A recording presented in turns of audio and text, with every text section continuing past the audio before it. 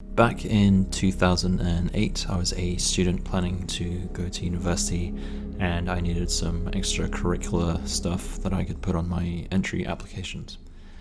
As most UK students would know, one of the best to have on there is the Duke of Edinburgh Award.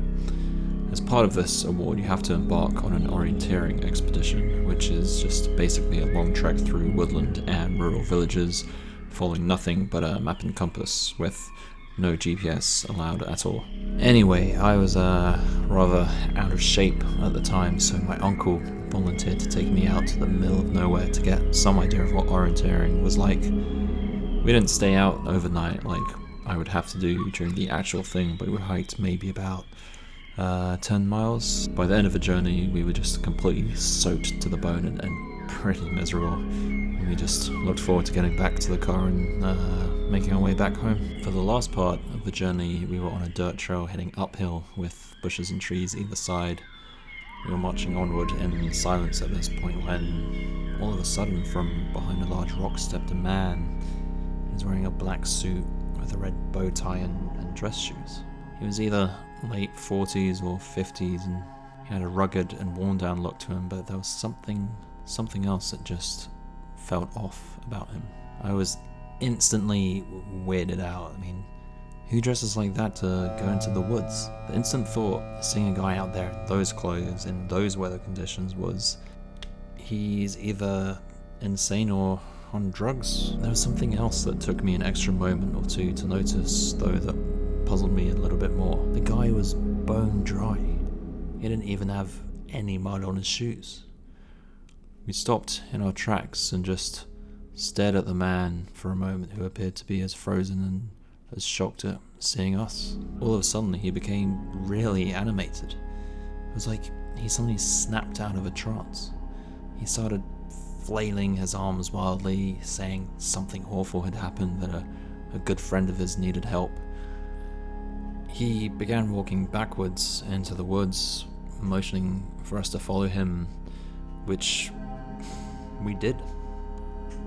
We started off at a brisk walk, then escalated to running as we just struggled to keep up with the man. After maybe a minute or so, he disappeared ahead of us, but we could hear him, so continued to follow the noise until we reached a huge slope.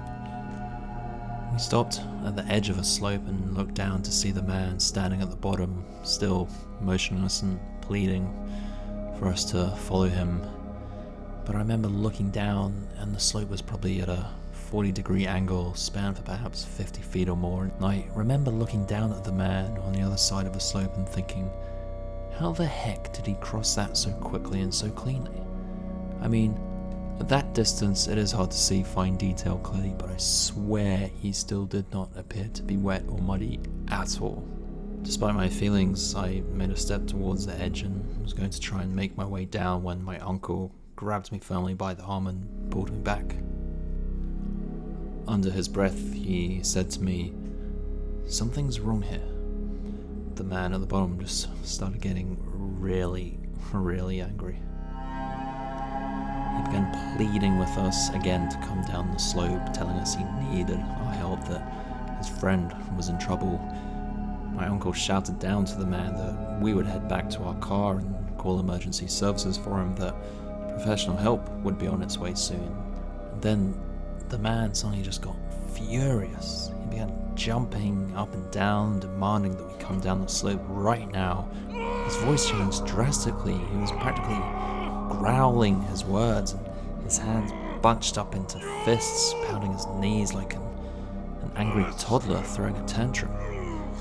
I've never seen a grown adult fly into such a rage like that in my life. We began to hastily make our way back the way we came, with his demands and threats getting less audible as we got closer to the trail. Once on the trail, we practically power marched the remaining quarter mile or so to the car, all the while my uncle was on the phone to the emergency services, explaining that there was a possibly mentally ill man wandering the trail. We were ordered to get to our car and wait for the police so we could show them where exactly we had encountered him. The search lasted all weekend, but there was just no trace of the man. the only trail they could pick up had been that which belonged to me and my uncle. They didn't find any footprints or anything belonging to the man that we had encountered. That has been one of the weirdest experiences of my life.